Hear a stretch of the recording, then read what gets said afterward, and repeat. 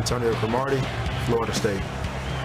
And Cromartie, a man tonight they'll be looking at as the Dolphins come up on 2nd down and 8, and Henne throws high and incomplete. And speaking of Cromartie, because he's going to be matched up for the absence of Revis for most of the night on Marshall, and the two are very well acquainted, having met twice a year in the AFC West. Cromartie with San Diego and Marshall with Denver.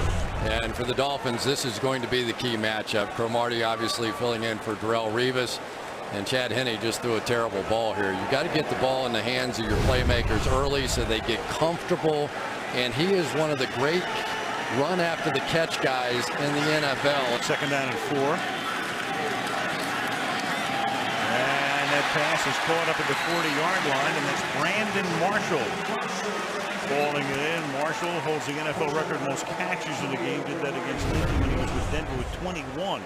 Just a little fade stop on the outside, and one of the things the Dolphins felt like they might be able to take advantage of was when Cromartie was playing in off coverage. They think that in bump and run, he's a big, strong, physical guy. He plays much better up there. So they're going to try and do a few things tonight to try and get Brandon Marshall free. Size for weeks, and right now, obviously, to this day, he's very light sensitive. And that is Brandon Marshall. And Polite was there, and a few other guys came over as well as Henne throws, and that'll be caught up at the 39-yard line. Brandon Marshall with tight coverage, working against Cromartie that time, and that's a 1st down. Well, we talked about it, and here you have Cromartie in off coverage. The Dolphins feel like this is a huge advantage for them. So now Brandon Marshall is going to get the ball. Marshall setting up inside. Henne looking that way, and then he works his way to the outside and gets to the 48-yard line. On a 3rd and 5, he's covered there by Jim Leonard, and that'll move the chains. I tell you, that's a great job by Chad Henne right there. It looked like blitz was coming from all these guys, but Chad Henne saw that they didn't come. They all backed out, so now he stands there, enjoys the protection, reads out the defense, and makes a big pass play. That is an evolving quarterback. That's a play he probably would not have made. You need to try and set yourself up for at least a field goal here, so a 10-yard gain would work.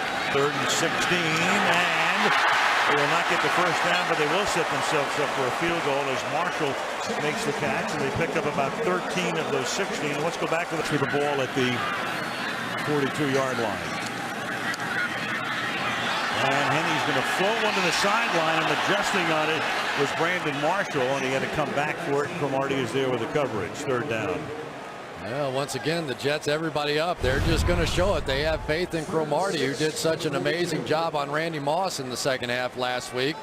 Another jump ball, and Cromartie was able to make the play there. Well, it's not often that you can say somebody outplayed Darrelle Revis, but with the hamstring issues that Revis had, Cromartie really did a much better job on Moss than Revis did. That single matchup, and so that meant Devon Best was going to get a lot of action, and he has. On the 48-yard line. Play action. Time again for him. Over the middle.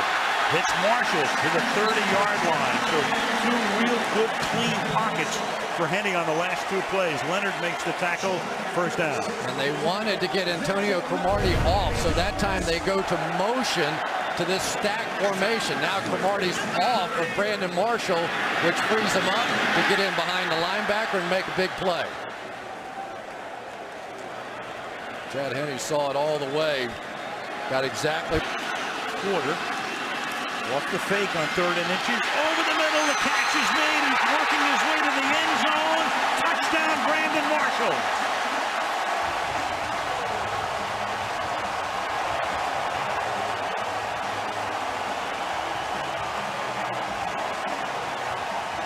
Shocked everybody in the house. Watch these linebackers. 3rd and inches. They're flying. They're thinking run. Wildcat looking, whatever. And here comes Brandon Marshall. Sit down. And when you talk to the Jets, they think he is the best run after the catch receiver in the game today. Remember, the best defense in the league last season. Miami for the first time tonight on top by 3.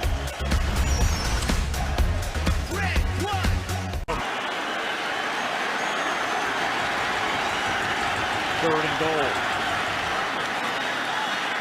And that is almost picked off. Boy, Marshall stopped Cromartie was there, and it's 4th down. Antonio Cromartie just brilliantly done here. He's going to jam Brandon Marshall inside. Didn't let him go. Was going to give him the fade route. And really, Brandon Marshall saved an interception there because Cromartie had that one played all the way.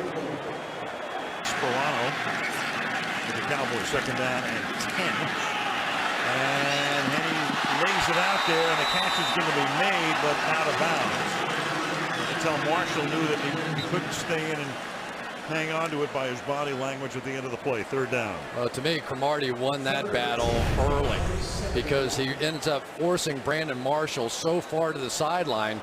There's really nowhere to get that football in there. He tried to do a little one-handed job, but sometimes you win the battle late and sometimes you win it at the line of scrimmage. And that time, Cromartie, we told you how good he was at the bump and run, won it at the line of scrimmage. Nice grab, but neither foot in. 3rd down and 10.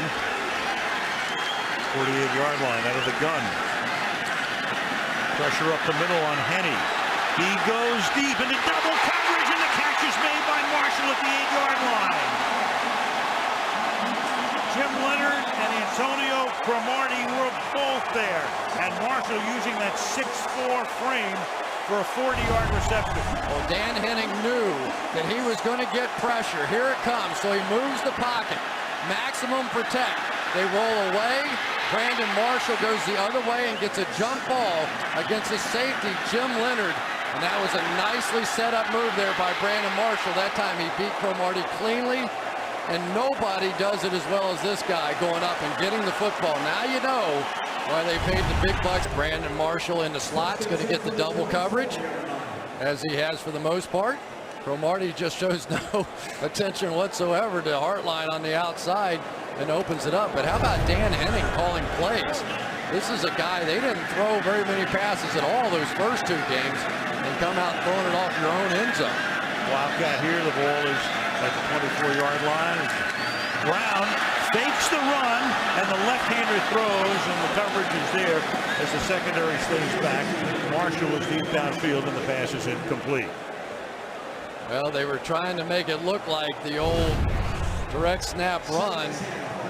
Little Tim Tebow looking kind of play here. Everything but the jump pass.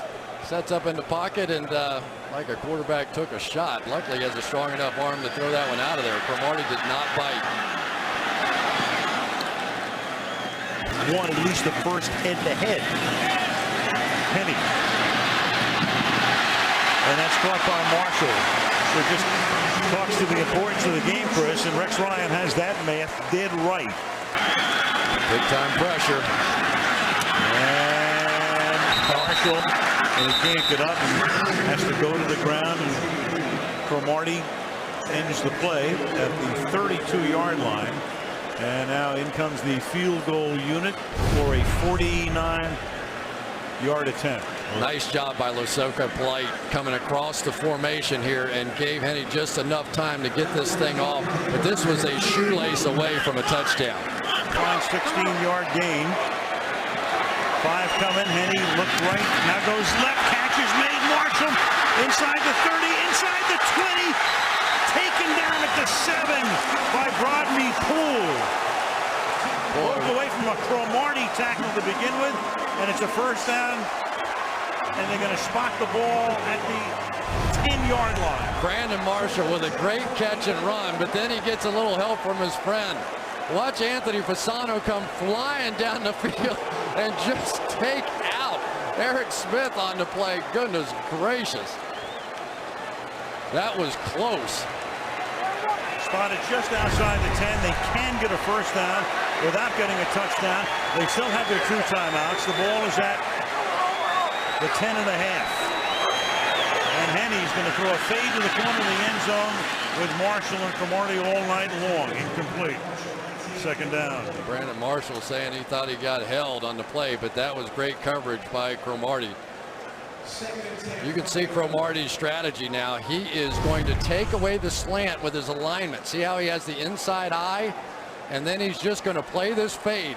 But unlike what we saw at the other end, Cromartie was looking back, found the ball, and was safe. But just get the feeling Brandon Marshall is going to be a factor the next few plays. Brandon Marshall might be a little exhausted at this point because after that long run, he just doesn't seem to be quite as quick. They did have safety help to his side, and there were plenty of guys around Brandon Marshall. On the outside, Cromartie is sitting out there. They had safety help over the top, and I don't care. I would tell Brandon Marshall, you go get down to the end line. I'm going to throw you a high fastball. And Henny looking over the middle and throwing into traffic, and it's knocked away and picked off. Drew Coleman winds up with the football in the end zone. You just got to take, I think, one shot at just throwing a fade, throw it up in the air, and let the 6'4" Marshall do what he can. They don't, and the Dolphins, with 2 road wins, come home and lose